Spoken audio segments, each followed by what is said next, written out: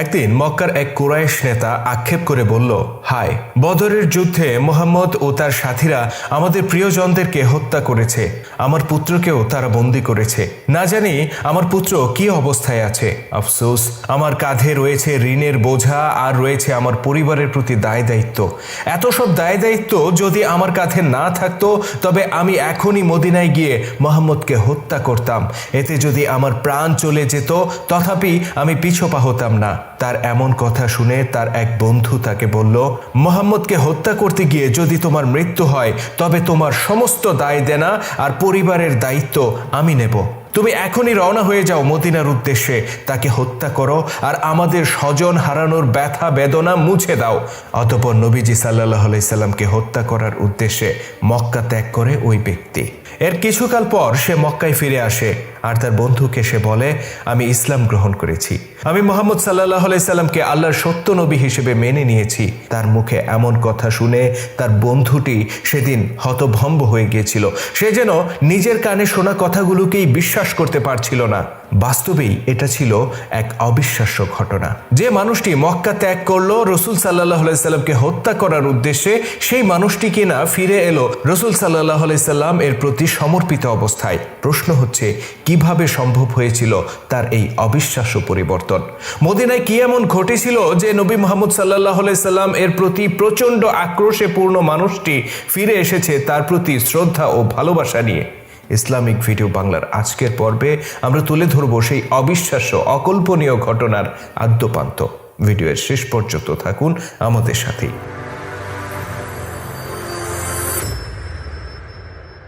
এটা বদরের যুদ্ধের ঠিক পরের ঘটনা। মক্কায় তখন হাহাকার চলছে, কেননা বদরের যুদ্ধে মক্কার কুরাইশরা হারিয়েছিল তাদের স্বজনদেরকে। তারা গিয়েছিল মদিনা আক্রমণ করে মুসলিমদেরকে মাটির সাথে মিশিয়ে দিতে, কিন্তু ঘটেছে উল্টো ঘটনা।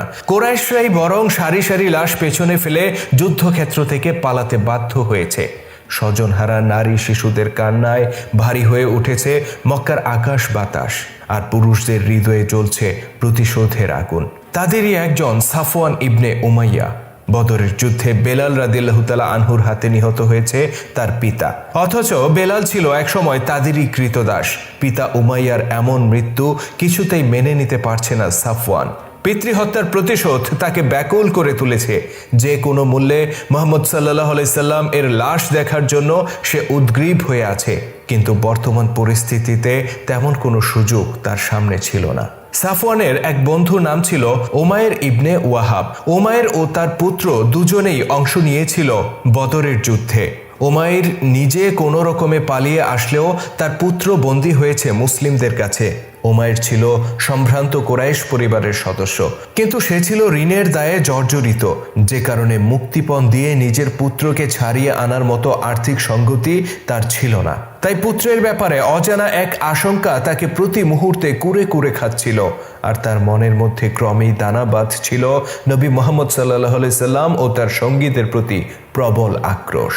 সাফওয়ান এবং উমাইর দুই বন্ধু মিলে একদিন কাবার হাতিমে বসে গল্প করছিল। উমাইর বলল, আফসোস, আমার যদি এত ঋণের বোঝা না থাকতো আর যদি আমার পরিবারের সদস্যদের প্রতি দায় দায়িত্ব না থাকতো তবে আমি মুহাম্মদকে হত্যা করতে মদিনায় চলে যেতাম। তাকে হত্যা করতে গিয়ে যদি আমার নিজের প্রাণও চলে যেত তথাপি আমার দুঃখ ছিল না। বন্ধুর মুখে এমন কথা শুনে সাফওয়ান বলল, হে উমাইর, তুমি যা বলেছ তা কি সত্য? উমাইর বলল, আল্লাহর কসম, পরিস্থিতি এমন না হলে আমি অবশ্যই নিজের জীবনের ঝুঁকি নিয়ে হলেও মুহাম্মদকে হত্যা করতাম। আমার পুত্র তার হাতে বন্দী, আমি আমার পুত্রকে ছাড়িয়ে আনার বাহানা নিয়ে অবশ্যই সেখানে যেতে পারি আর সহজেই তাকে হত্যা করতে পারি। আমি আমার এই তলোয়ারে এমন বিষ মাখিয়েছি যা দিয়ে সামান্য আঘাত করলেও তার মৃত্যু অবধারিত, কিন্তু ঋণের দায় আর আমার পরিবারের কথা ভেবে আমি যেতে পারছি না। সাফওয়ান বলল, হে উমাইর, এই কাজ করতে গিয়ে তোমার যদি মৃত্যু হয় তাহলে আমি তোমার সমস্ত ঋণ পরিশোধ করে দেব, আর আমি তোমার পরিবারের ভরণ পোষণ সহ সবকিছুর দায়িত্ব নিজের কাঁধে তুলে নেব। তুমি জানো আমার পিতা অঢেল সম্পদ রেখে গেছেন। পিতৃহত্যার প্রতিশোধই যদি আমি নিতে না পারি তাহলে সেই সম্পদ দিয়ে আমি কি করব? কিন্তু এই প্রতিশোধ নিতে হলে আমাকে অবশ্যই মুহাম্মদের নিকটে যেতে হবে, যেটা আমার পক্ষে সম্ভব নয়। কিন্তু তোমার সামনে রয়েছে সেই সুবর্ণ সুযোগ। তুমি এখনই যাও, মদিনার উদ্দেশ্যে রওনা হও আর পূর্ণ করো তোমার বাসনা। বন্ধু সাফওয়ানের কথা শুনে উমাইর আশান্বিত হলো। মনের মধ্যে লুকায়িত ইচ্ছা পূর্ণ করার সুবর্ণ এক সুযোগ তার সামনে উপস্থিত হলো। সে বলল, হে সাফওয়ান, আমি বিশ্বাস করি আমি ফিরে না এলে তুমি আমার পরিবারকে নিজের পরিবারের মতো দেখে শুনে রাখবে। আমি আজই রওনা হয়ে যাব মদিনার উদ্দেশ্যে। তবে একটি কথা, তোমার আর আমার মধ্যে এতক্ষণ যে কথা হয়েছে তা তুমি কারো সাথে আলাপ করো না। বিষয়টি যদি কোনো রকম জানাজানি হয়ে যায় তাহলে মুহাম্মদের গুপ্তচরেরা আমার উদ্দেশ্যের কথা আগেই তাকে জানিয়ে দেবে, আর আমি আমার কার্যসিদ্ধির আগেই বন্দী হয়ে যাব। সাফওয়ান বলল, তুমি নিশ্চিত থাকো, তোমার কাজ হয়ে যাওয়ার আগে আমি এ ব্যাপারে একটি শব্দ উচ্চারণ করব না। অতঃপর উমাইর রওনা হয়ে যায় মদিনার পথে, আর সাথে করে নিয়ে যায় তীব্র প্রতিক্রিয়াশীল বিষ মাখানো সেই তলোয়ার। উমাইরকে বিদায় দিয়ে সাফওয়ান যখন অন্যান্য কুরাইশ নেতাদের সাথে মিলিত হয় তখন তার মুখে ছিল হাসির রেখা। কুরাইশরা বলল, কি খবর সাফওয়ান? তোমার পিতার মৃত্যুর পর আজ পর্যন্ত তোমার মুখে আমরা এতটুকু হাসির রেখাও দেখতে পাইনি, কিন্তু আজ তোমাকে বেশ আনন্দিত মনে হচ্ছে। সাফওয়ান বলল, শীঘ্রই এমন সংবাদ আসবে যা শোনার পর তোমরাও আনন্দিত হবে। তারা জানতে চায় কি সেই সংবাদ। সাফওয়ান নিজেকে সংযত করে বলে, এটা বলার সময় এখনো আসেনি, তবে শীঘ্রই তোমরা তা জানতে পারবে। এদিকে দীর্ঘ পথ পাড়ি দিয়ে উমাইর যখন মদিনায় এসে মসজিদে নববীর কাছে পৌঁছল তখন হযরত ওমর রাদিয়াল্লাহু তাআলা আনহু সেখানে উপস্থিত ছিলেন। উমাইর ইবনে ওয়াহাবকে দেখে ওমর রাদিয়াল্লাহু তাআলা আনহু বুঝলেন লোকটি নিশ্চয়ই কোনো কুমতলব নিয়ে এখানে এসেছে। তিনি বললেন, তুমি এখানে কেন এসেছো? উমাইর বলল, আমার পুত্রকে ছাড়িয়ে নিতে। আমি কি এ ব্যাপারে মুহাম্মদের সাথে একাকী কথা বলতে পারি? ওমর রাদিয়াল্লাহু তাআলা আনহু তার কোমরে তলোয়ারের দিকে ইঙ্গিত করে বলল, তাই যদি হয় তবে তুমি তলোয়ার নিয়ে কেন এসেছো? উমাইর বলল, এটা তো সবসময় আমার কোমরে থাকে, এর এমন কি মাহাত্ম্য রয়েছে? এ সময় একজন সাহাবী এসে বললেন, রাসূল সাল্লাল্লাহু আলাইহি সাল্লাম তাকে ভেতরে যাওয়ার অনুমতি দিয়েছেন। হযরত ওমর রাদিয়াল্লাহু তাআলা আনহু ওই সাহাবীকে বললেন, এই লোকটির ব্যাপারে সতর্ক থাকুন, সে খুবই বিপজ্জনক ব্যক্তি। অতঃপর উমাইর ইবনে ওয়াহাবকে নিয়ে ওই সাহাবী মসজিদে নববীতে প্রবেশ করেন। পিছু পিছু প্রবেশ করেন ওমর রাদিয়াল্লাহু তাআলা আনহু নিজেও। মহানবী সাল্লাল্লাহু আলাইহি সাল্লাম হযরত ওমর রাদিয়াল্লাহু তাআলা আনহুকে বললেন, হে ওমর, তাকে ছেড়ে দাও আর আমার কাছে আসতে দাও। উমাইর ইবনে ওয়াহাব তখন ধীরে ধীরে এগিয়ে যায় মহানবী সাল্লাল্লাহু আলাইহি সাল্লামের কাছে। সে তাকে অভিবাদন জানিয়ে বলে, শুভ সকাল ইয়া মুহাম্মদ। আল্লাহ নবী তখন বলেন, এর চেয়ে উত্তম অভিবাদনের রীতি আল্লাহ আমাদেরকে শিখিয়েছেন, আর সেটা হলো জান্নাতবাসীদের অভিবাদন, আসসালামু আলাইকুম। তিনি বললেন, হে উমাইর ইবনে ওয়াহাব, তুমি কেন মদিনায় এসেছো? উমাইর বলল, আপনাদের হাতে আমার পুত্র বন্দী, তার ব্যাপারে কথা বলতে এসেছি। মহানবী সাল্লাল্লাহু আলাইহি সাল্লাম বললেন, তাহলে তোমার কোমরে তলোয়ার বাঁধা কেন? সে বলল, এই তরবারি গোল্লায় যাক। এই তরবারি এর আগেও আমার কোনো কাজে আসেনি, আর ভবিষ্যতেও কোনো কাজে আসবে বলে মনে করি না। আল্লাহ নবী তার চোখে চোখে তাকিয়ে বললেন, হে উমাইর, আমাকে সত্যিটা বলো, কি মতলব নিয়ে এসেছো তুমি? উমাইর পুনরায় বলল, আমি সত্যি বলছি, আমার পুত্রের ব্যাপারে কথা বলার উদ্দেশ্য নিয়েই আমি এসেছি। মহানবী সাল্লাল্লাহু আলাইহি সাল্লাম তখন বললেন, তাহলে আমাকে বলো, তুমি আর সাফওয়ান কাবার হাতিমে বসে কি আলাপ করছিলে? তুমি কি তাকে বলনি তুমি ঋণগ্রস্ত না হলে মদিনায় এসে আমাকে হত্যা করতে?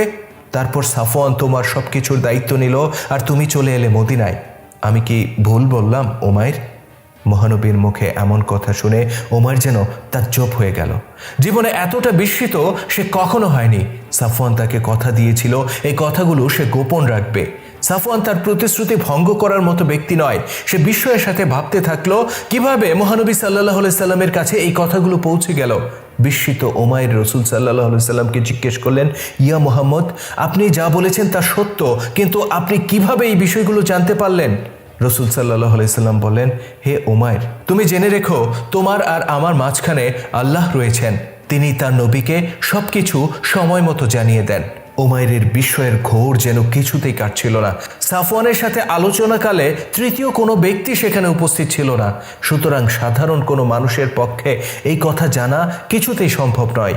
এক মুহূর্তের মধ্যে উমাইরের হৃদয়ে চলে এলো এক বিরাট পরিবর্তন। সে উপলব্ধি করতে পারল মুহাম্মদ সাল্লাল্লাহু আলাইহি সাল্লাম আল্লাহর সত্য নবী। তার মনের সমস্ত জিজ্ঞাসা দূর হয়ে গেল আর তা ভরে উঠল আল্লাহ নবীর প্রতি শ্রদ্ধা ও ভালোবাসায়। সে রাসূল সাল্লাল্লাহু আলাইহি সাল্লাম এর কাছে ক্ষমা চাইল আর বলল, আমার কোনো সন্দেহ নেই আপনি আল্লাহর সত্য নবী। নবী, আমি আপনার প্রতি ঈমান আনলাম আর মেনে নিলাম আল্লাহ ছাড়া কোনো ইলাহ নেই। অতঃপর তিনি রাসূল সাল্লাল্লাহু আলাইহি সাল্লাম এর হাতে বায়াত নিয়ে ইসলাম গ্রহণ করলেন। আর এভাবেই এক বিস্ময়কর ঘটনার মধ্য দিয়ে ইসলাম ধর্মে দীক্ষিত হয়েছিলেন উমাইর ইবনে ওয়াহাব রাদিয়াল্লাহু তাআলা আনহু। ইসলাম গ্রহণের পর কিছুকাল মদিনায় অবস্থান করে অতঃপর মক্কার উদ্দেশ্যে ফিরে যান উমাইর রাদিয়াল্লাহু তাআলা আনহু। ততদিনে তিনি একজন সাচ্চা মুসলিম। ইসলামের মূল্যবোধ আর নীতি নৈতিকতা তার মধ্যে আমূল পরিবর্তন নিয়ে এসেছে। মক্কায় ফিরে গিয়ে সবার আগে তিনি বন্ধু সাফওয়ানের সাথে সাক্ষাৎ করেন। সাফওয়ান তাকে দেখে আনন্দে আত্মহারা হয়ে ওঠে। সে বলে, হে উমাইর, তুমি এতদিন কোথায় ছিলে? আমি তোমার জন্য দুশ্চিন্তা করতে করতে পাগল হয়ে গিয়েছি। আমি পিতৃহত্যার প্রতিশোধ নেয়ার লালসায় তোমাকে সেখানে যেতে প্ররোচনা দিয়েছিলাম, কিন্তু তুমি চলে যাওয়ার কিছুদিন পর আমি ভীষণ অনুতপ্ত হয়েছি।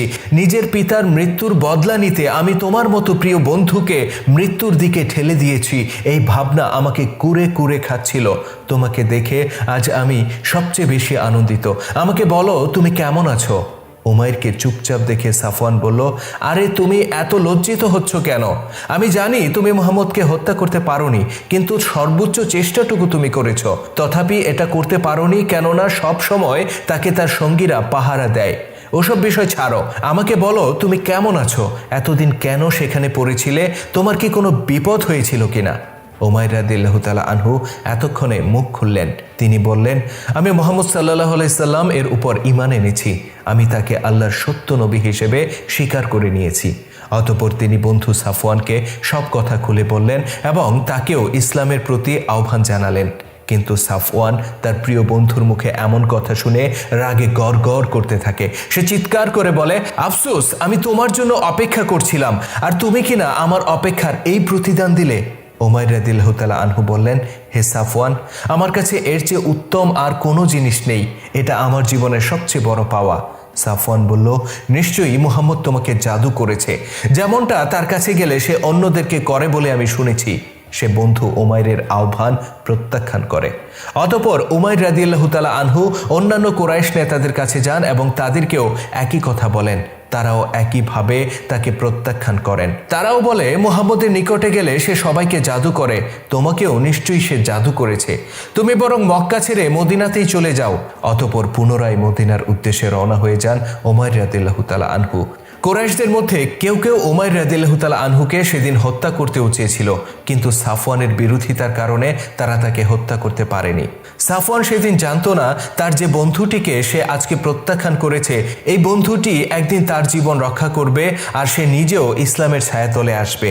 মূলত কুরাইশদের কেউই সেদিন তা ভাবতে পারেনি, কিন্তু আল্লাহ পাকের ইচ্ছায় তারা সকলেই একদিন ইসলামের ছায়াতলে এসেছিল আর আল্লাহর সত্য দিনকে সারা পৃথিবীতে বিজয়ী করার সর্বাত্মক সংগ্রামে ঝাঁপিয়ে পড়েছিল।